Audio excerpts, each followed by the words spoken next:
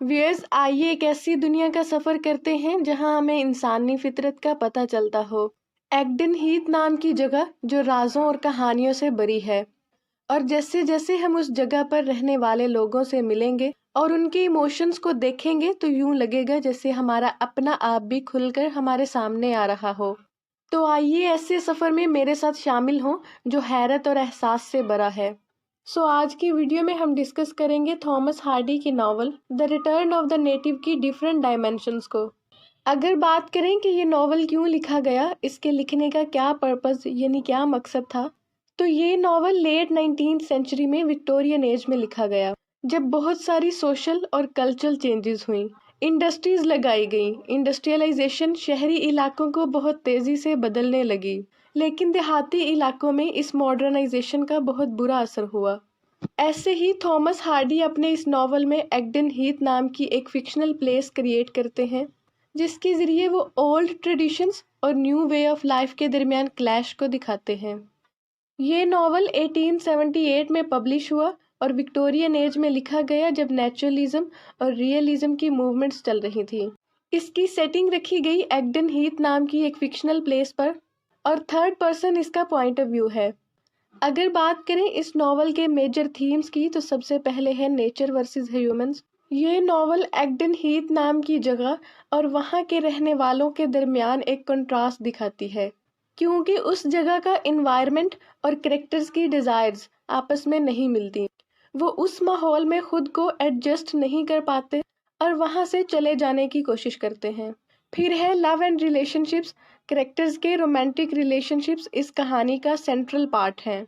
Social expectations और उनकी अपनी खामियों की वजह से अक्सर उनके ताल्लुक खराब हो जाते हैं। फिर है फेट एंड डेस्टिनी। कैरेक्टर्स की जिंदगी में उनकी फेट बहुत बड़ा रोल प्ले करती है। अक्सर उनके साथ वो होता जिस पर उनका कंट्रोल नहीं होता, जिसके बारे में उन्होंने कभी सोचा नहीं होता। फिर है ट्रेडिशंस वर्सेस मॉडर्निटी, कि किस तरह लोग अपने इर्द गिर्द होने वाली तब्दीलियों के साथ डील करते हैं। कुछ लोग न्यू वेज ऑफ लाइफ को पसंद करते हैं, जबकि कुछ लोग चाहते हैं कि सब कुछ पहले जैसा ही रहे।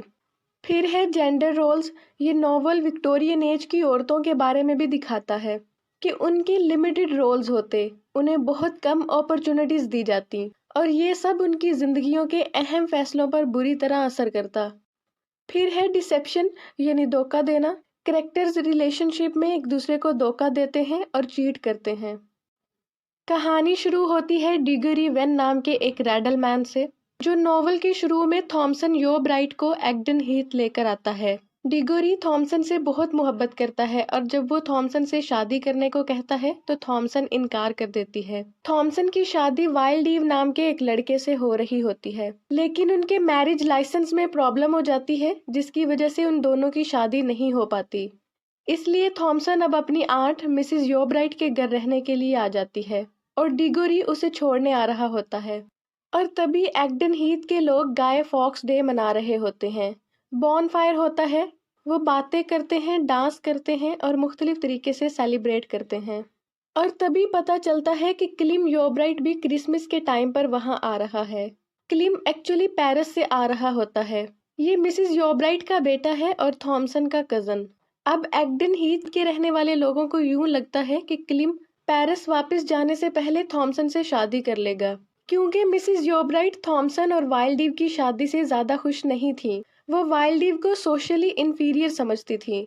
और जब मिसिज योबराइट को पता चलता है कि वाइल्डीव ने थॉमसन से शादी नहीं की, तो वो थॉमसन पर गुस्सा करती हैं कि तुम पूरे खानदान को शर्मिंदा करोगी। लेकिन वाइल्डीव कहता है कि वो अब भी थॉमसन से शादी करने का इरादा रखता है और वो जल्द ही दोनों शादी कर लेंगे। लेकिन वाइल्डीव ये बात पूरे दिल से नहीं कह रहा होता, क्योंकि उसका यूस्टेशिया नाम की एक लड़की से अफेयर चल रहा था और जिस रात उसकी थॉमसन से शादी होने वाली थी, उस रात भी वो यूस्टेशिया के पास था। यूस्टेशिया नहीं चाहती थी कि वाइल्डीव और थॉमसन की शादी हो। वाइल्डीव और यूस्टेशिया एग्डन हीथ को छोड़कर एक साथ पेरिस जाना चाहते थे। अब दूसरी तरफ डिगोरी वेन को यूस्टेशिया और वाइल्डीव के अफेयर का पता चल जाता है, तो वो इन दोनों पर नजर रखता है और यूस्टेशिया से मिलकर कहता है कि तुम वाइल्डीव से दूर रहो, क्योंकि वाइल्डीव की थॉमसन से शादी होने वाली है। और डिगोरी थॉमसन से बहुत मोहब्बत करता था, इसलिए वो नहीं चाहता था कि थॉमसन को कोई भी मसला या कोई भी परेशानी आए। लेकिन यूस्टेशिया वाइल्ड ईव के और भी करीब होती जा रही थी और उसकी ये दिलचस्पी तब कम होना शुरू होती है जब उसे पता चलता है कि क्लिम पेरिस से आ रहा है। यूस्टेशिया क्लिम को एक अपॉर्चुनिटी की तरह देखती है जो उसे पेरिस ले जा सकता था। लिहाजा वाइल्ड ईव को जब पता चलता है कि यूस्टेशिया अब क्लिम में दिलचस्पी लेने लगी है तो वो थॉमसन से शादी कर लेता है।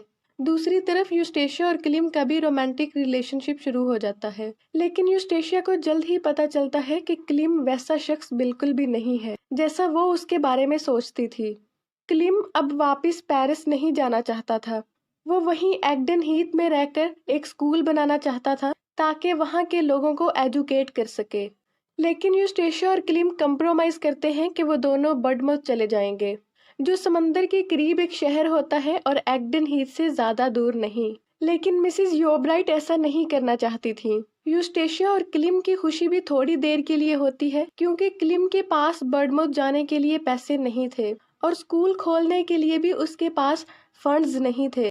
लिहाजा उसका ये प्लान भी पूरा होता नजर नहीं आ रहा था। क्लिम अब आहिस्ता आहिस्ता ब्लाइंड यानी अंधा हो रहा था। लिहाजा वो सोचता है कि वो अपनी स्टडीज छोड़ दे। क्लिम का अपनी मदर मिसिज योब्राइट के साथ ताल्लुक भी खराब हो गया जब मिसिज योब्राइट ने उसे बताया कि यूस्टेशिया और वाइल्ड ईव का अफेयर चल रहा है, तो क्लिम मानने से इनकार कर देता है।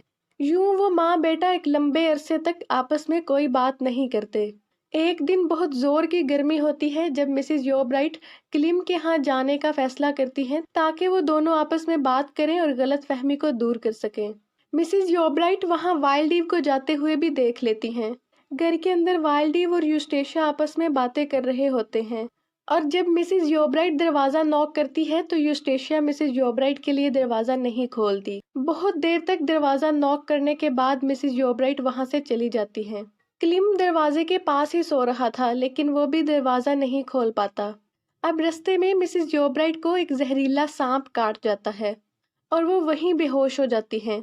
दूसरी तरफ क्लिम जब नींद से उठता है तो वो कहता है कि वो अपनी मदर को मिलने जा रहा है। यूस्टेशिया उसे बहुत रोकने की कोशिश करती है लेकिन क्लिम फिर भी चला जाता है और रास्ते में देखता है कि मिसिज योब्राइट घास में बेहोश पड़ी हैं। क्लिम अपनी मदर को पास के कैबिन में ले जाता है। वहाँ आसपास के लोग भी मिसिज योब्राइट को बचाने की कोशिश करते हैं। डॉक्टर को बुलाया जाता है लेकिन ये सब कुछ फायदा नहीं देता और मिसिज योब्राइट की डेथ हो चुकी होती है। मिसिज योब्राइट के फ्यूनरल के बाद क्लिम को एक जॉनी नाम के लड़के ने बताया कि मरने से पहले मिसिज योब्राइट तुमसे बहुत गुस्सा थी और वो तुम्हारे घर भी गई थी लेकिन यूस्टेशिया ने उनके लिए दरवाजा नहीं खोला था और यूस्टेशिया अंदर वाइल्ड ईव के साथ बातें कर रही थी। क्लिम को ये सुनकर बहुत गुस्सा आता है और इस तरह उन दोनों के दरमियान बहुत बड़ी लड़ाई होती है। यूस्टेशिया क्लिम को छोड़कर अपने ग्रैंडफादर के घर चली जाती है। दूसरी तरफ वाइल्ड ईव और थॉमसन के यहाँ एक बेटी पैदा होती है जिसका नाम यूस्टेशिया रखा जाता है।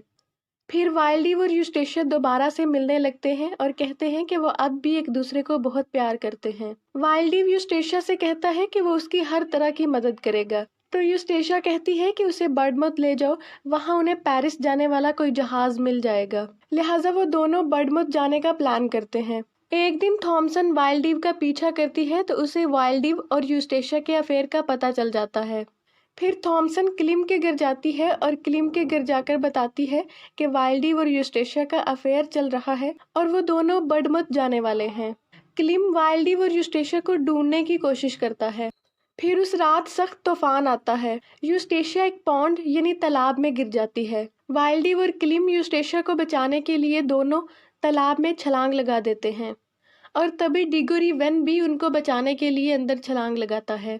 डिगोरी वेन क्लिम, यूस्टेशिया और वाइल्ड ईव को तालाब से निकाल लेता है लेकिन तब वाइल्ड ईव और यूस्टेशिया मर चुके होते हैं। यूस्टेशिया और वाइल्ड ईव के फ्यूनरल के कई महीनों बाद क्लिम प्रीचर बन जाता है। डिगोरी वेन और थॉमसन शादी कर लेते हैं। डिगोरी वेन अपना प्रोफेशन चेंज कर लेता है और एक डेयरी फार्मर बन जाता है। क्लिम प्रीचर बन चुका था लेकिन अब भी उसे यूस्टेशिया और मिसिज योब्राइट की मौत तंग करती थी। व्यूअर्स, इसी के साथ ये कहानी एंड होती है। अगर बात करें इस नॉवल के इम्पोर्टेंट सिंबल्स की तो सबसे पहले एग्डन हीथ जो सिंबलाइज करता है कैरेक्टर्स की स्ट्रगल को, सोशल एक्सपेक्टेशंस और उनकी डिजायर के दरमियान कंट्रास्ट को। बॉनफायर सिंबलाइज करता है कम्युनिकेशन और कनेक्शन को। डिगोरी वेन की रेडलमैन के तौर पर आइडेंटिटी सिंबलाइज करती है। थॉमसन के साथ उसका लव और उनके रिलेशनशिप में टेंशन और कॉम्प्लिकेशंस को। वाइल्ड फ्लावर सिंबलाइज करते हैं रिजिलियंस ऑफ नेचर को, कि किस तरह सख्त तरीन माहौल में भी वो फ्लरिश होते हैं। फिर है रेन यानी बारिश, जो नॉवल में अक्सर चेंज या टेंशन के लम्हात में होती है। ये सिंबलाइज करती है इमोशनल टर्मोइल या क्लींजिंग और रीन्यूअल को। फिर है क्लिम की इलनेस, यानी वो अंधा होना शुरू हो जाता है। उसकी ब्लाइंडनेस सिंबलाइज करती है ट्रांजिशन को, कि किस तरह वो अर्बन लाइफ से एडगन हीथ नाम के रूरल इलाके में रहना शुरू कर देता है। व्यूअर्स, इसी के साथ ये वीडियो एंड होती है। उम्मीद करती हूँ आपको समझ में आई होगी। Thank you so much for watching.